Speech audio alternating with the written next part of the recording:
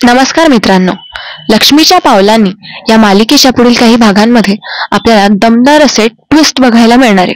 त्याचा हा भाग दुसरा. भाग पहिला बघण्यासाठी आपल्या चॅनलला व्हिजिट करा आणि पहिला भाग बघायला विसरू नका. पहिल्या भागात आपण बघितलं आणि रोहिणीचं बोलणं रजनीने ऐकलेलं असतं. रजनी आबासाहेबांना, कलाला, सरोज, अद्वैतला सगळं सांगून देईल अशी धमकी रजनीने रोहिणी आणि राहुलला दिलेली असते. तेव्हा आता घाबरून घाई गडबडीत जेव्हा रजनी आबासाहेबांना सगळं सत्य सांगायला जात असते, तेव्हा रोहिणीने रजनीच्या डोक्यात तिथला वाज म्हणजे फ्लावर पॉट मारून फेकलेला असतो, ज्याने रजनी बेशुद्ध पडलेली असते. तिला इजा सुद्धा झालेली असते आणि राहुलने त्याच्या 2 ओळखीच्या गुंडांना बोलवून रजनीला किडनॅप करायला सांगितलेलं असतं. त्याने सांगितलेलं असतं की आमची आयडेंटिटी रिव्हील व्हायला नको. ठीक आहे. त्या गुंडांनी रजनीला आपल्या तावडीत ठेवलेलं असतं, किडनॅप केलेलं असतं. तर दुसरीकडे आता घरात सगळेच हैराण झालेले असतात रजनीच्या शोधासाठी. तेव्हा सगळीकडे आता रजनीचा शोध घेण्यासाठी राहुल, अद्वैत, कला लागून गेलेले असतात, एकजूट झालेले असतात. आणि राहुल तर शोधायचं नाटकच करत असतो, त्यामुळे राहुल काही या गोष्टीला घेऊन सिरियस नसतो. त्या दोघांनाही म्हणजे राहुल आणि रोहिणी दोघांनाही माहिती असतं की रजनी कुठे आहे, म्हणजे तिला कुठे ठेवलेलं आहे गुंडांनी.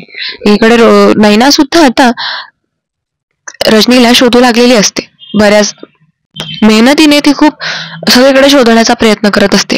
इतक्यात सोहम जेव्हा घरी येतो तेव्हा सोहमला सुद्धा हे सगळं कळतं. तेव्हा सोहम सुद्धा खूप चिंतित पडतो आणि रजनीला शोधण्याचा प्रयत्न करत असतो. इतक्यात आता अनामिकाच्या डोक्यात काहीतरी वेगळंच चाललेलं असतं आणि कानावर पडतं रजनीबद्दल.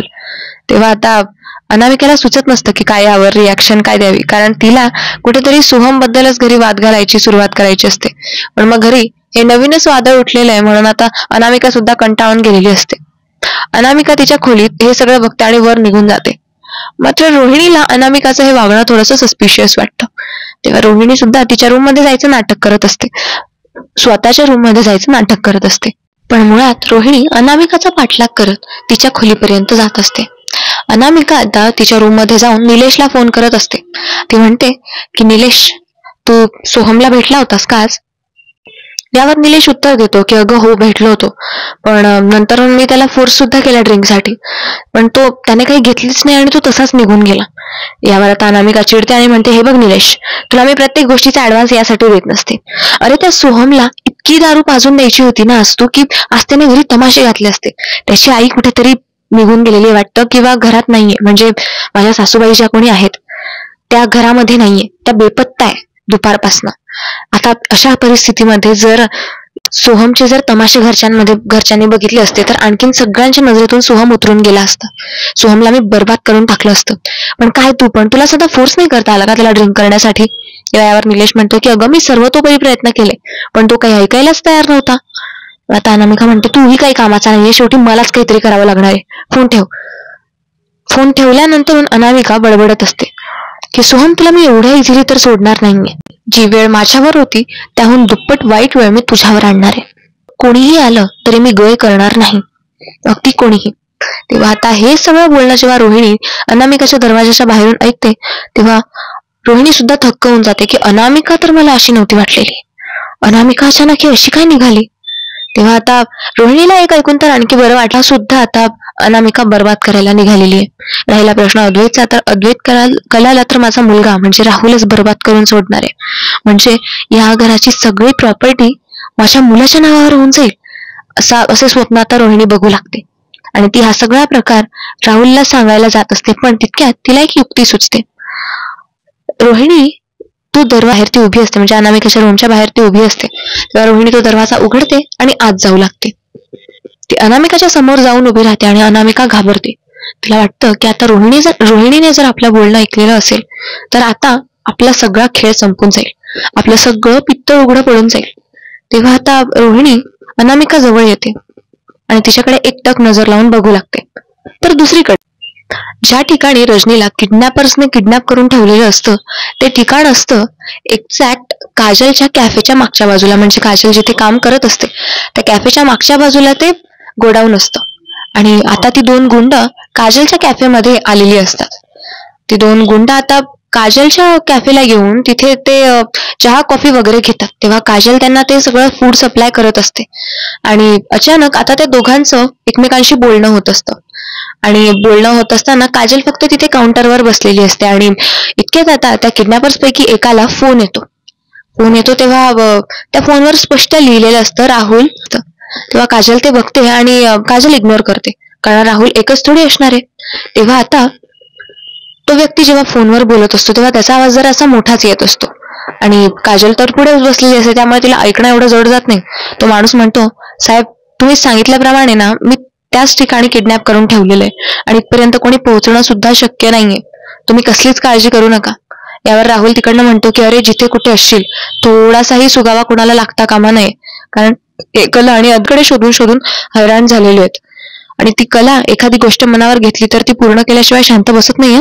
तुम्ही कुठलेही प्रूफ वगैरे ठेवू नका. घराबाहेरचे सीसीटीव्ही मी सगळे क्लिअर करून ठेवलेले आहे, पण तरी सुद्धा तुम्ही सुद्धा आता त्याची काळजी घ्या. यावर तो म्हणतो, अहो साहेब तुम्ही कसलीच काळजी करू नका. कुठलाही चांदेकर येऊ देत, घाबरत नाही आणि पहिला मुद्दा आम्ही कोणाच्या हाती सुद्धा लागणार नाही. तेव्हा आता काजल जेव्हा चांदेकर हे नाव त्या व्यक्तीच्या तोंडून ऐकते तेव्हा काजल त्याच्याकडे निरखून बघू लागते.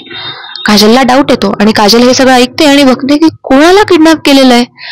तेव्हा मला आता ताईला विचारलं पाहिजे का, हे चांदेकर म्हणजे ताईचे सासरचीच असतील का, काय करावं बरं, असा काजल विचार करत असते. तेव्हा आता ते किडनॅपर्सचं ते सगळं बोलणं ऐकत आता काजल लगेच कलाला फोन लावत असते. ती कलाकडून तिकडच्या वातावरणाचा अंदाज घेऊ लागते. तेव्हा आता काजू कलाला फोन करते आणि म्हणते, हॅलो तायडे कुठेस ग? तेव्हा कला म्हणते, अगं काही नाही काजल, मी जरा गडबडीत आहे, मी तुझ्याशी नंतर बोलू का? तेव्हा काजल म्हणते, तायडे एक मिनिट, काय झालंय मला सांगशील का? तेव्हा आता काजल म्हणते, अगं आमच्या रजनी मॅडम सकाळपासून बेपत्ता आहेत, म्हणजे दिवसभरापासून आम्ही जेव्हा सकाळी गेलो तेव्हाच आम्ही त्यांना बघितलंय, नंतर त्या घरामध्ये कुठेच सापडत नाहीये, आम्ही त्यांना सगळीकडे शोधून काढलं. तेव्हा आता काजलला थोड्या थोड्या गोष्टी समजू लागतात. तेव्हा काजल आता कलाला सगळा घडलेला प्रकार सांगू लागते. काजल म्हणते की अगं इथे कॅफेमध्ये ना आता 2 माणसं आलेली होती, त्यातला एक माणूस कोणाशी तरी बोलत होता आणि म्हणत होता की कुठलाही चांदेकर येऊ द्या आम्ही कोणाला घाबरत नाही, आम्ही सेफली त्यांना गोडाऊन मध्ये ठेवलेलं आहे म्हणून. तेव्हा कला म्हणते की फोन कोणाचा होता, तुला काही अंदाज? तेव्हा काजल म्हणते की माझा असा अंदाज आहे की फोन तो राहुलचा होता. तेव्हा कलाचे आणखीन डोळे चमकतात. कला हा सगळा प्रकार सरोजला सांगू लागते आणि एकीकडे आता अद्वैतच्या सुद्धा कला कानावर घालून बघते. कला हा सगळा प्रकार जो काजलने सांगितलेला असतो तो सगळा अद्वैतला हुबेहूब तसाच्या तसा सांगते. तेव्हा आता अद्वैत म्हणतो की मी बोलतो काजल सोबत, बघू. तेव्हा आता अद्वैत काजलशी बोलू लागतो आणि तिला सांगतो की बघ तिची 2 गुंड आहेत, ती जिथे कुठे जातील त्यांचा फक्त पाठलाग कर, ठीक आहे? तू जर एवढं कॉन्फिडंट असशील ना तर त्यांचा पाठलाग कर, ते ठिकाण कुठलं आहे ते एकदा स्कॅन कर आणि तिथलं लाईव्ह लोकेशन मला पाठव. तेव्हा काजल म्हणते, ओके बॉस मी तेच करते. ठरल्याप्रमाणे काजल तेच करू बघते आणि ती गुंड जेव्हा उठतात तेव्हा त्या गुंडांच्या मागे, म्हणजे त्या गुंडांचा पाठलाग करत गपचूप आता ती गुंड कुठे जातात ते बघू लागते. तर दुसरीकडे इकडे अनामिकाच्या समोर रोहिणी उभी असते आणि रोहिणीने सगळं ऐकलेलं असतं. या भीतीने अनामिका असा थरकाप होत असतो. तेव्हा रोहिणी म्हणते, अरे वा, तू तर घरात जिथे राहते आपल्या नवऱ्याबद्दलच, म्हणजे ज्याच्या रूम मध्ये राहते त्याच नवऱ्याबद्दल कारस्थान करतेस, काय सॉलिड आहेस का तू, हिंमत किती आहे तुझी? यावर आता अनामिका खूप घाबरलेली असते आणि रोहिणीला समजावू लागते की हे बघा तुम्ही समजताय तसं काहीच नाहीये, म्हणजे अहो ते काय ना त्या मी जरा वेगळ्या गोष्टींबद्दल बोलत होते, असं ती अडखळत बोलत असते. तेव्हा रोहिणी म्हणते की हे बघ तुझं आणि माझं लक्ष फारसं वेगळं नाहीये. तेव्हा आता अनामिका प्रश्नात पडते. रोहिणी म्हणते की जसं तुला सोहमला बर्बाद करून टाकायचंय ना, तसंच मला आणि माझ्या मुलाला त्या अद्वैतला धडा शिकवायचा आहे, त्या अद्वैतला पूर्ण जमीनदोस्त करून टाकायचंय, त्यामुळे तुझं आणि आमचं फारसं लक्ष वेगळं नाहीये. तेव्हा आता तू आम्हाला अद्वैतच्या बाबतीत मदत कर, आम्ही तुला सोहमच्या बाबतीत मदत करू. अनामिका जेव्हा हे रोहिणीच्या तोंडून ऐकते तेव्हा अनामिका खूप स्तब्ध उभी राहते, म्हणजे खूप तिच्या पायाखालची जमीनच सरकते. तिला विश्वास होत नसतो की रोहिणी तिला हे सगळं ऑफर देते, तिला हे सगळं बोलते. तेव्हा आता अनामिका तिला उलट प्रश्न करते की तुम्ही मला अडकवण्याचा प्रयत्न तर करत नाहीये ना, म्हणजे असं नको व्हायला की तुम्ही मला या सगळ्यात अडकवाल आणि मग नाव खराब होऊन जाईल. तेव्हा रोहिणी म्हणते की अजिबात नाही, तू आम्हाला या गोष्टीत साथ दे, आम्ही तुला तुझ्या गोष्टीत साथ देऊ. कारण काय आहे ना, हे सोहम आणि अद्वैत खूप खूप खूप शहाणपणा करून घेतलेला आता यांनी, आता वेळ माझ्या मुलाची आहे.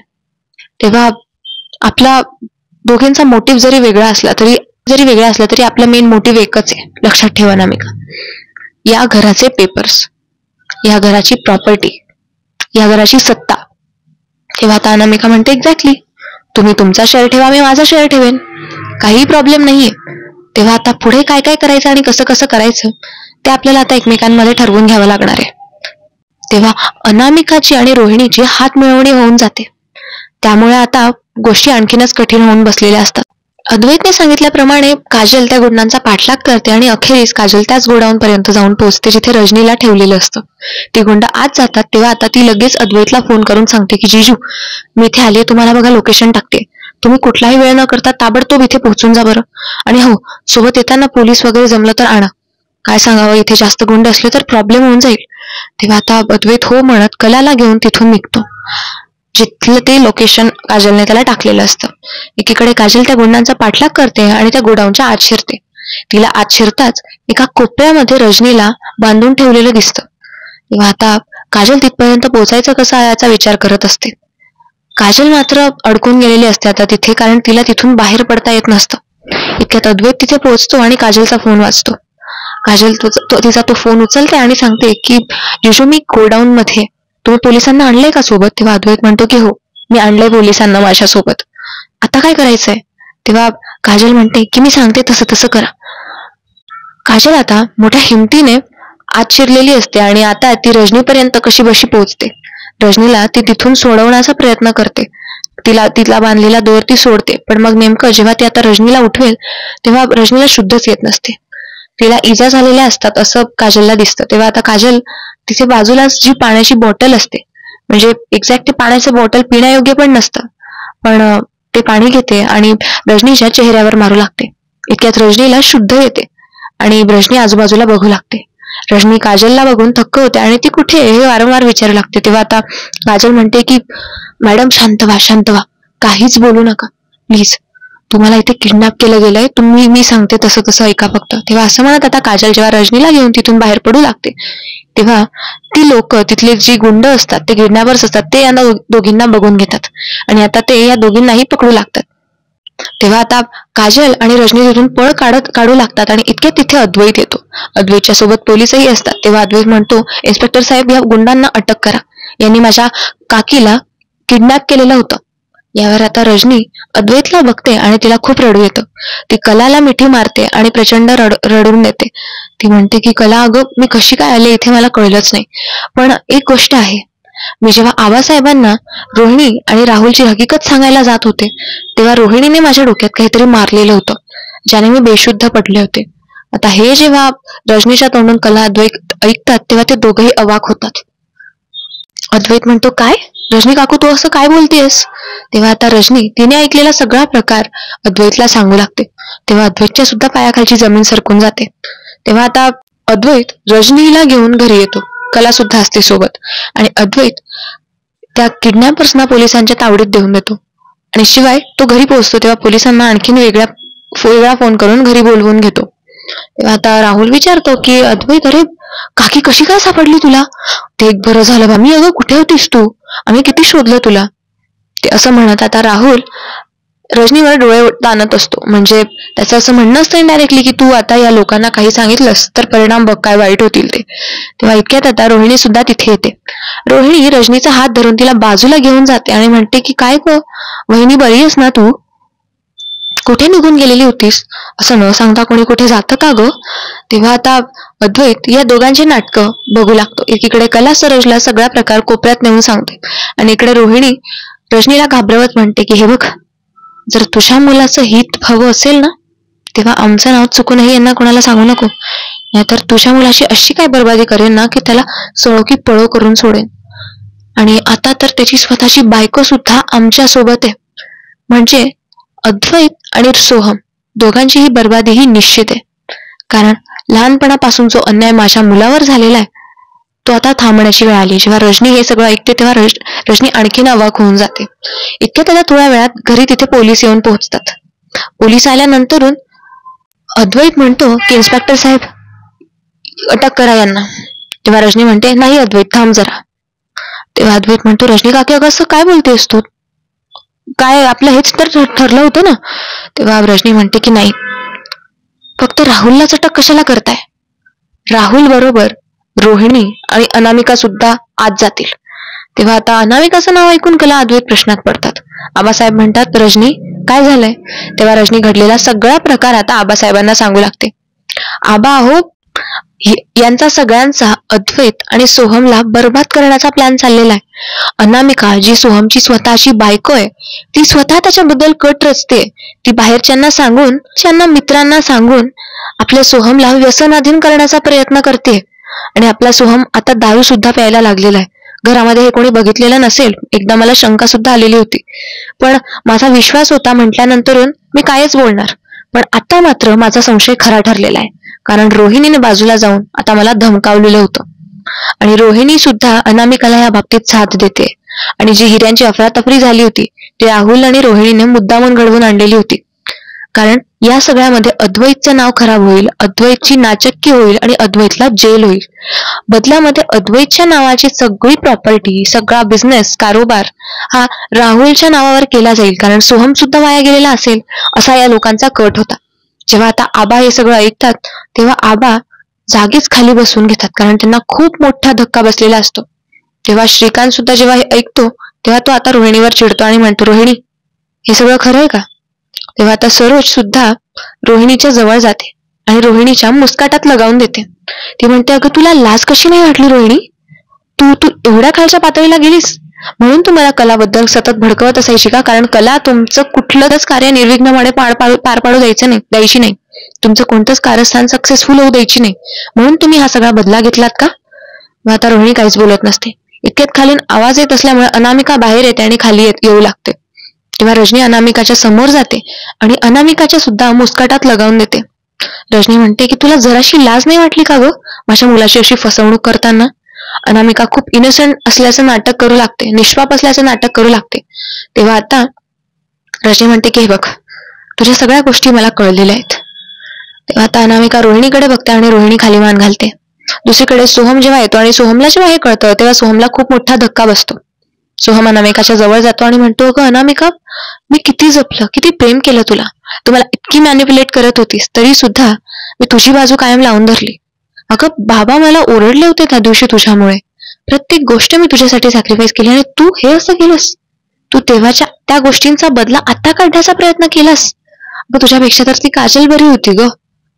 निदान कशीही होती, आमचं निस्वार्थ प्रेम तर होतं एकमेकांवर. जर मी तिला सोडून तुझा पास सगळा ऍक्सेप्ट करून जर सगळ्या गोष्टीसाठी तयार होतो तेव्हा तू हे असं केलंस? नाही, ते काही नाही. तुला आता माझ्या आयुष्यात स्थान नाही. इन्स्पेक्टर साहेब या तिघांनाही अटक करा आणि घेऊन जा. तेव्हा आता इन्स्पेक्टर ते तिघांनाही अटक करतात आणि तिथून घेऊन जातात. इन्स्पेक्टर गेल्यानंतर सगळे अगदी डोक्याला हात लावून मनस्ताप करत बसलेले असतात. रजनीला विचारत असते की रजनी, तुला फारसं लागलं नाही ना? आपण डॉक्टरकडे जाऊयात का? तेव्हा आता रजनी म्हणते की नाही नको, मी ठीक आहे. तेव्हा श्रीकांत सुद्धा आता चिडत का असेना रजनीची विचारपूस करतो आणि म्हणतो की ते काही नाही, मी डॉक्टरला बोलवतो, उगाच काही कमी जास्त झालं तर. तेव्हा आता रजनीसाठी श्रीकांत डॉक्टरला बोलवतो. आता दुसरीकडे कला म्हणते की जे घ्या, आणि आता सरोज कलाला शाबासकी सुद्धा देऊ लागते. आबासाहेब सुद्धा आता अद्वैत आणि कलाचं तोंड भरून कौतुक करू लागतात. तेव्हा अद्वैत म्हणतो की नाही, फक्त आमचं कौतुक करून चालणार नाही. रजनी काका आम्हाला सापडलीच नसती जर काजलने कुठली हुशारी दाखवली नसती तर. खरं तर रजनी काकी सापडण्यामागे फक्त आणि फक्त काजलचा हात आहे, कारण तिनेच आम्हाला सांगितलं की तिच्या कॅफेमध्ये 2 माणसं आली होती आणि ती असं बोलत होती. तिनेच मोठ्या धाडसला तिथून सोडवलं. तेव्हा आता रजनी सांगू लागते, हो आबासाहेब, मला मोठ्या धाडसाने ती काजल तिथे मला घ्यायला आली. तिने मला सोडवलं, मला सांत्वन दिलं आणि तिथून मला बाहेर काढलं. तिथे तर अशी सुद्धा परिस्थिती आली की आम्ही त्या गुंडांच्या तावडीत सापडून गेलेलो होतो, पण वेळीच अद्वैत आल्यामुळे आम्ही इथपर्यंत पोहोचू शकलो. या सगळ्याचं श्रेय खरंच काजलला जातं. तेव्हा आता सोहमच्या मनात काजलचे खूप विचार फिरायला लागतात. तेव्हा आता आबासाहेब म्हणतात की अरे मग तुम्ही तिला सोबत का नाही आणलं? तेव्हा कला म्हणते की आबा तिला तिच्या कामासाठी बाहेर जायचं होतं. तेव्हा आबासाहेब म्हणतात ते काही नाही, आता आज रात्री तिला इथे बोलवून घे, ठीक आहे? तेव्हा आता कला म्हणते की ठीक आहे. असं ठरलेलं असतं. तर मित्रांनो, आजचा ट्विस्ट एपिसोड तुम्हाला कसा वाटला हे कमेंट्स मध्ये सांगायला विसरू नका. चॅनलला सबस्क्राईब करा. धन्यवाद.